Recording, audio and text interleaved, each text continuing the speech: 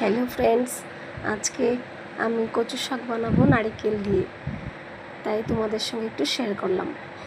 কড়াইতে তেল দিয়ে দিয়েছি প্রথমে, সাথে শুকনো মরিচ, তেজপাতা, ফোড়নের জন্য মিষ্টি সজু দিয়ে দিলাম।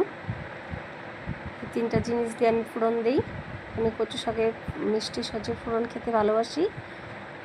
সাথে নারকেলটাও দিয়ে দিলাম, একটু ভাজা ভাজা হবে। কচু শাকটা ঢেলে দিয়ে দিলাম।